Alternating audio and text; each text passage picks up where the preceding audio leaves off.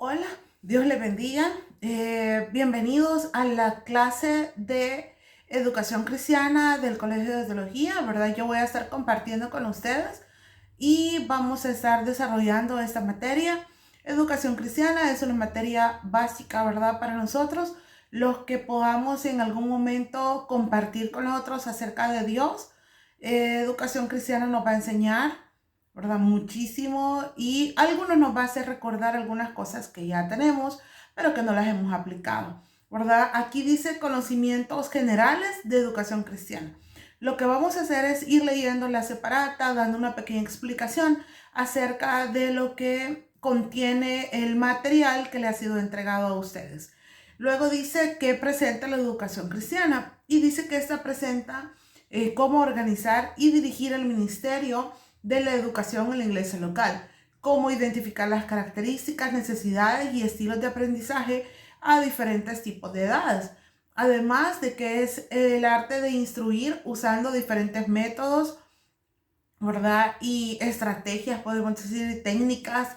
Y también esto nos va a servir, educación cristiana, para poder enseñar a otros, ¿verdad? Y eso es básico, ¿verdad? Que nosotros podamos transmitir lo que nosotros conocemos, podérselo transmitir a otras personas. Y para eso vamos a comenzar con una definición de educación cristiana.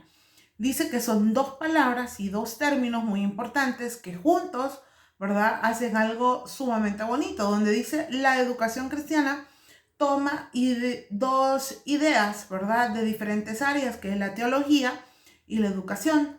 Dice, para que la educación cristiana sea buena, debe sobre todo ser cristiana y a la vez buena. Eso es básico, ¿verdad?, para poder nosotros instruir a otros. Dice que estas dos maneras no son distintamente diferentes, se han integrado. Nuestras metas deben ser cristianas. Si enseñamos de manera que no tratemos como a personas, a los demás, no sería cristiana la enseñanza. Quizás sea eficaz en el sentido de transmitir información, pero no sería cristiana. Cuando hablamos de educación cristiana, debemos tomar seriamente esas dos palabras.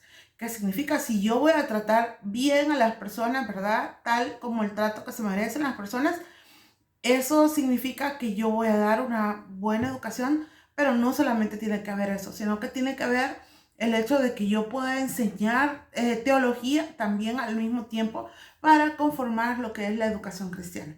La definición número 1 que tenemos de educación cristiana dice que es el ministerio de llevar a la gente a la madurez en Cristo. Esta definición me encanta porque yo creo que a medida que vamos creciendo en el Señor, ¿verdad? Es decir, vamos conociendo, vamos aprendiendo, vamos madurando. La idea no es que al recibir educación cristiana usted va a poder hacer eso, llevar perfectamente a la madurez a todos, porque no todos tenemos nuestro ritmo. Además de eso, recordemos que nosotros vamos a ser totalmente maduros, ¿verdad? Cuando nosotros estemos ante la presencia de Dios, porque entonces vamos a ser perfectos, ¿verdad? Y vamos a poder llegar a cumplir eso. Pero para mientras, nosotros tenemos que, de alguna manera, ir aprendiendo, ir avanzando, ir mejorando cada día, siendo mejores hijos de Dios, siendo mejores siervos de Dios, siendo mejor en todo lo que nosotros hacemos. Dice acá, esta es una simple declaración, pero difícil de comprender. ¿Cómo saber cuándo una persona es madura en Cristo? La madurez es multifacética. Cuando comenzamos a hablar sobre madurez espiritual es mucho más simple lo que sabemos, pero uno saber todo sobre la Biblia sin ser cristiano es mucho más que sus acciones. Puedo enseñarle a actuar como cristiano, incluso puedo recompensarle por actuar como cristiano, pero usted no sería cristiano. Tenemos que comenzar a juntar, dice, todos los factores. Comprensión de la palabra de Dios, que es súper importante. El deseo de observar una vida, ¿verdad?, santa, ser un modelo a los demás en fe. El deseo de servir, fidelidad. Y cuando juntamos todos estos elementos que son básicos, ¿verdad?, para nosotros, los hijos de Dios, dice, obtenemos un cuadro de la madurez espiritual. No hay fin del proceso de crecimiento. Ayudar a otros a madurar en Cristo es la meta de la educación cristiana. ¿Qué significa eso? Que no todos, ¿verdad?, van a querer ser también enseñados. Eso es también importante que nosotros podamos destacar, porque no a todos les gusta, ¿verdad? Que les puedan indicar qué es lo que tienen que hacer y qué es lo que no tienen que hacer. Entonces, una definición 2 dice que la educación cristiana es uno de los ministerios esenciales de la iglesia, porque es en el que preparamos a la gente para recibir el evangelio en la conversión y en la consagración. También deseamos inspirarlos, dirigirlos a una experiencia de crecimiento y finalmente deseamos prepararlos para un servicio eficaz a la iglesia y al mundo. No sé cuántos de ustedes, ¿verdad? Pero en las iglesias bautistas, en su mayoría, ellos tienen una escuela dominical incluso para adultos. Y se basa en este principio, en que todos deben ser enseñados, ¿verdad? Para que estas personas puedan crecer y puedan madurar, puedan avanzar. Y además de eso, dice que prepararlos para un servicio eficaz dentro de la iglesia y ante el mundo. Entonces, cuando leemos acá, dice, la educación cristiana es uno de los ministerios esenciales de la iglesia. Enseñar es importante. En nuestro caso, en nuestra iglesia, tenemos diferentes tipos de discipulados a través de los cuales enseñamos. Incluso nuestros jóvenes están divididos en áreas como muy afines para poder desarrollar en ellos enseñanzas de acuerdo a su edad. Dice aquí, el círculo de la educación cristiana es evangelismo, discipulado y equipando para ministrar. Esto es lo que básicamente debe de hacer la educación cristiana dentro de una iglesia. Enseñar a las personas, ¿verdad? A través del evangelismo. ¿Cómo? De esa manera nosotros podemos llevar a otras personas hacia Jesús, ¿verdad? Además, esa persona necesita ser discipulada. Es decir, estar a la par de esa persona, ayudarle, apoyarle, afirmarla más que todo. Y dice que eso nos equipa para ministrar. El círculo sigue girando y repitiéndose. Dice, eso es educación cristiana. Por ello no podemos prescindir de la misma. No podemos seguir siendo bebés todos en la iglesia. Necesitamos a personas que estén madurando en su fe, de modo que puedan ayudar a otros a madurar. Al participar en educación cristiana, estamos invirtiendo para el futuro, en los hijos y en los nietos. ¿Qué significa? Que las generaciones que vienen detrás de nosotros, lo que nosotros les enseñemos, eso es lo que ellos van a poner en práctica. Obviamente también ellos van a tener una revelación también de parte de Dios y van a poder aprender y van a poder enseñar también a otros, ¿verdad?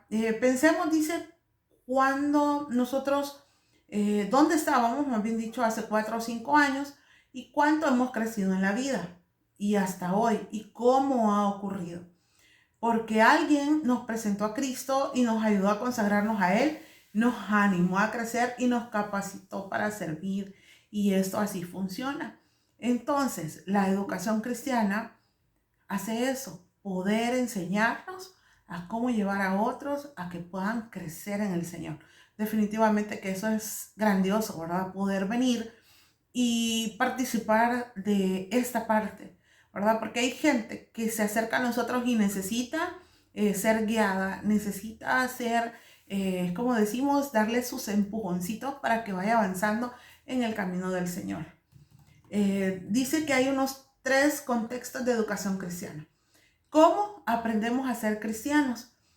¿Cómo aprendió alguien a ser norteamericano, centroamericano o sudamericano? ¿Y cómo aprendemos a ser cristianos? Más bien dice que tiene que ver con la forma en que vivimos. Varía de aprendizaje formal al informal.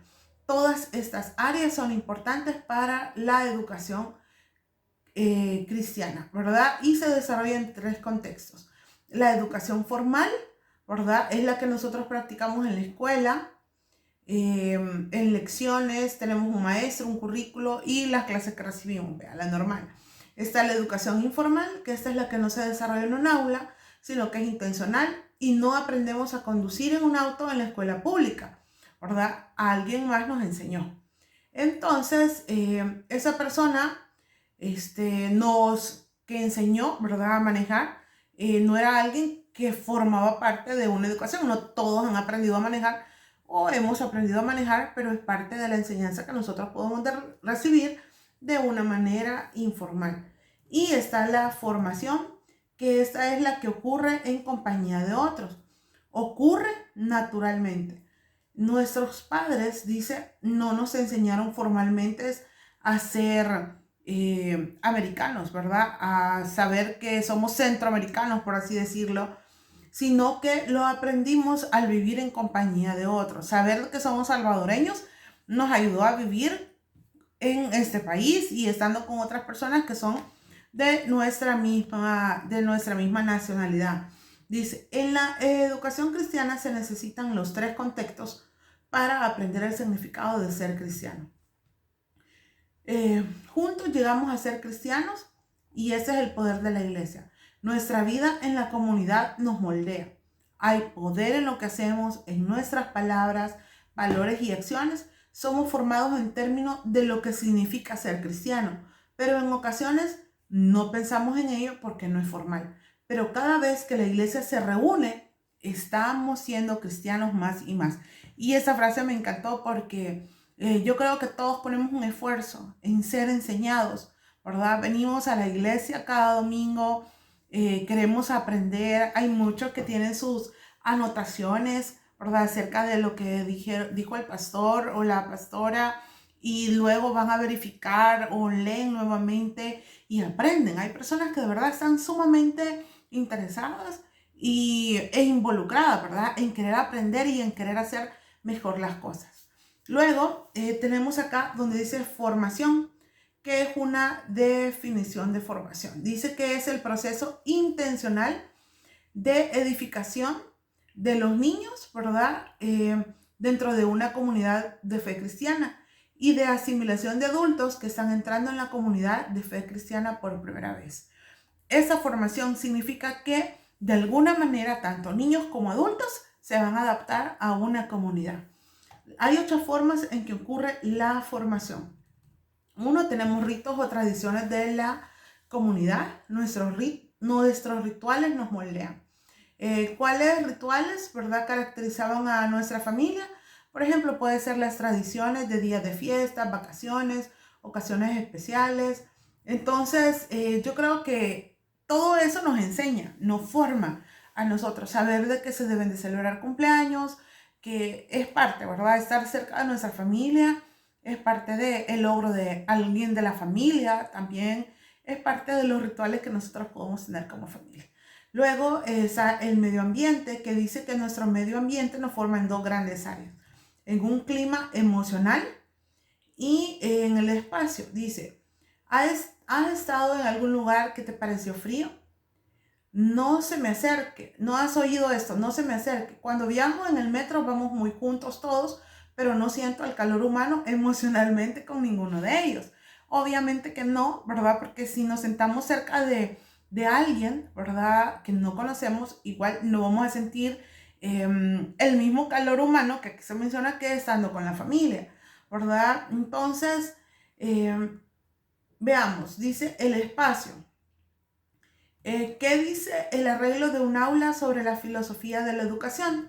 Observemos la forma en que está arreglada un aula. Todos estamos alrededor de la mesa, estamos juntos, podríamos sentarnos en fila viendo al maestro, yo podría estar de pie al frente y dar una presentación. Ustedes hubieran aprendido algo diferente acerca de maestros y estudiantes. Los estudiantes deben oír y escribir y los maestros hablar, porque sabemos algo que ustedes no saben y necesitan saber. Esta parte es súper importante, ¿verdad? Que nos demos cuenta que al nosotros enseñar, ¿verdad? Estamos dando por sentado que nosotros sabemos, ¿verdad? Si yo voy a enseñar algo es porque lo sé, es porque lo manejo, es porque en realidad puedo explicarlo, ¿verdad? Puedo darme a entender hacia con otras personas. Ahora, veamos, el espacio en el que nosotros aprendemos es muy importante, ¿verdad? Porque la comodidad del lugar en el que nosotros podamos estar para aprender, pues hace que el clima, ¿verdad?, de aprendizaje sea mejor. Luego tenemos aquí el tiempo, que es la forma en que observamos que el tiempo nos va formando a nosotros, ¿verdad? El tiempo que nosotros podemos dedicarle al aprendizaje es importante. Luego nosotros veamos que tenemos acá en la iglesia diferentes tiempos. Dice aquí el día de adoración. ¿Qué día dedican a la adoración en la iglesia y por qué? Si usted sabe que nosotros nos reunimos cada primer día de la semana. ¿Cuál es cada primer día de la semana? Es el día domingo. Dice que ese fue observado como un día de adoración en la iglesia primitiva por haber sido el día de la resurrección de Jesús. Y hasta ahora en día utilizamos el día domingo para eso. Luego tenemos ahí un calendario cristiano donde hay tradiciones cristianas. Luego tenemos una vida en comunidad como el punto número 4. Dice que lo que hacemos o dejamos de hacer para nuestro solaz también nos forma, ¿verdad? Nuestra vida en comunidad es importante. Luego tenemos la disciplina, que hace los énfasis en diversos grupos que nos forman. Por ejemplo, el énfasis que podamos nosotros hacer en ciertas enseñanzas que nosotros quedamos a aprender. O sea, que la disciplina debe de existir, ¿verdad? Para que nosotros podamos seguir siendo formados. Luego tiene que haber una interacción social, es decir, nuestros gestos de comunicación nos forman. Por ejemplo, dice, ¿qué dice a los alumnos si el maestro usa una voz grave o profunda cuando enseña? ¿Qué dice si se enseña en un tono de voz de conversación? ¿Y cuál es la regla sobre interacción de aquellos que están en autoridad?